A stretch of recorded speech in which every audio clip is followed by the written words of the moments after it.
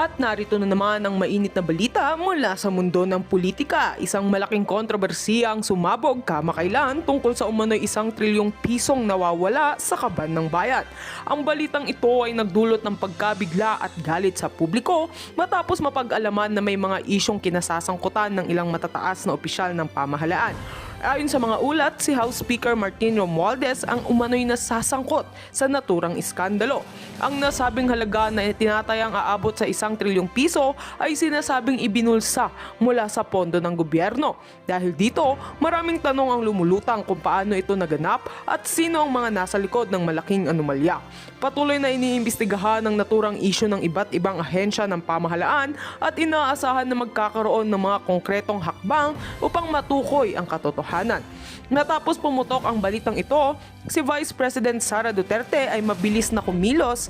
Ayon sa kanyang pahayag, hindi raw siya magdadalawang isip na suportahan ng anumang hakbang upang mapanagot ang mga responsable. Aniya, ang ganitong klase ng katiwalian ay hindi dapat pinapalampas at kailangang magsimbing ehemplo upang mapatigil ang korupsyon sa bansa.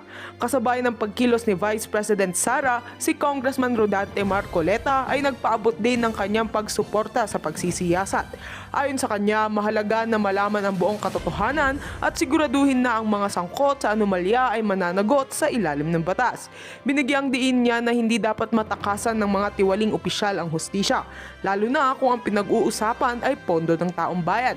Sa kabilang banda, si Speaker Martin Romualdez naman ay maaaring itinanggi ang mga akusasyon laban sa kanya. Sa isang press conference, sinabi ni Romualdez na ito ay isang malaking paninira at walang basihan. Aniya, handa siyang makipagtulungan sa anumang investigasyon upang mapatunayan na siya ay walang kinalaman sa naturang anomalya. Bagaman tinanggi ni Romualdez ang mga akusasyon, patuloy pa rin ang panawagan ng publiko na magkaroon ng masusing pagsisiyasat. Marami ang naniniwalang hindi sapat ang mga pahayag ng pagtanggi at kinakailangan ng mas konkretong ebidensya upang linawin ang isyong ito. Lumalakas din ang panawagan na magkaroon ng transparency sa lahat ng transaksyon ng gobyerno. Sa ngayon, patuloy ang pagsasagawa ng mga investigasyon at pagdinig ukol sa isyu. Nananawagan din ang ilang senador at kongresista na mapabilis ang proseso upang agad na malaman ang buong katotohanan. Ayon sa kanila, ang ganitong klaseng katiwalian, kung totoo man, ay isang malaking dagok sa ekonomiya ng bansa at sa tiwala ng publiko sa pamahalaan. Sa huli, ang tanong ng taong bayan, sino ang mananagot?